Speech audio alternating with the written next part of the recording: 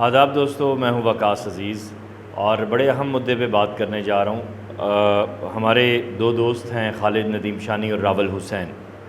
انہیں ان کی نوکریوں سے نکالا جا رہا ہے۔ اب یہ سارا مدعا کیا ہے، اس پہ میں بات کروں گا، لیکن اس سے پہلے آپ سے گزارش کروں گا کہ میرے چینل کو سبسکرائب کریں، لائک کریں، شیئر کریں۔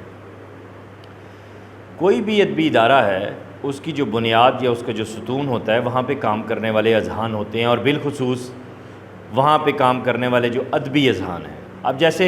آپ اکادمی ادبیات کی بات کر لیں، وہاں اختر رضا سلیمی موجود ہیں،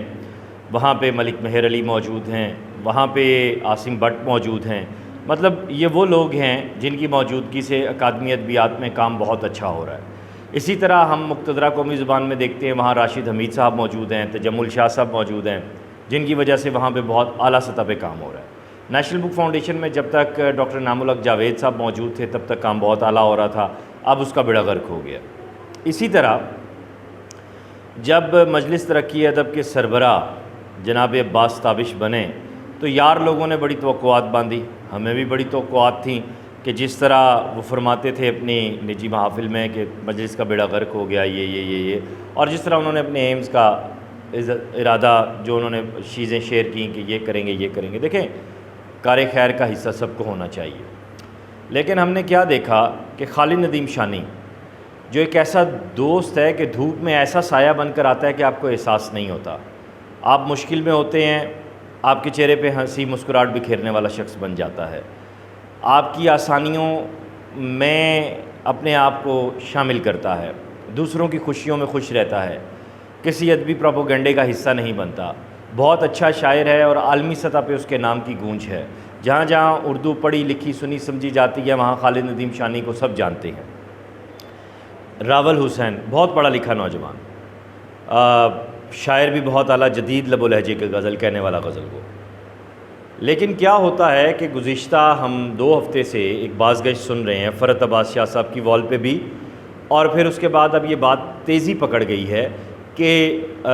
جناب عباس تابش جو ہے وہ خالد ندیم شانی اور راول حسین کو استعفیٰ دینے پر دباؤ ڈال رہے ہیں۔ اس سے پہلے انہوں نے ذرائع نے جو چیز کنفرم کی کہ بورڈ آف ڈائریکٹرز کو ان کے حوالے سے سمری بھیجی کہ یہ اوور ایج ہیں اور انہیں یہاں سے فارغ کیا جائے، اور پھر کچھ اس طرح کی اطلاعات بھی ہیں کہ انہوں نے ایک خاتون کو اپ گریڈ کیا جو اس عہدے کی لائق نہیں تھیں۔ خیر دیگر چیزوں پہ میں نہیں جاتا، میں تابش صاحب کی بات کروں گا۔ تابش صاحب آپ تو فرماتے تھے کہ میں لوگوں کے گن دیکھ کے ان سے کام لیتا ہوں اور میں اس چیز کا قائل ہوں،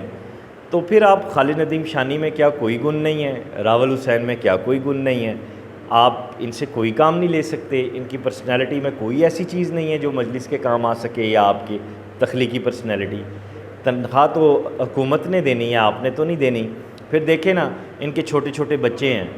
ان کے گھر جب تنخواہ جاتی ہے پہلی کو تو چہروں پہ مسکراہٹیں آ جاتی ہیں، بچوں کی فیسیں ادا ہو جاتی ہیں، بل ادا ہو جاتے ہیں، گھر کا راشن آ جاتا ہے،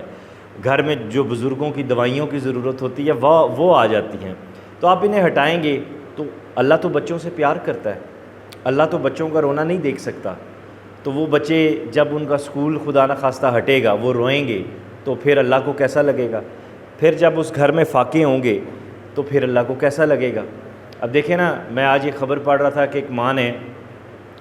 گھر میں راشن نہ ہونے کی وجہ سے بھی اور بجلی کا بل بہت زیادہ آیا تو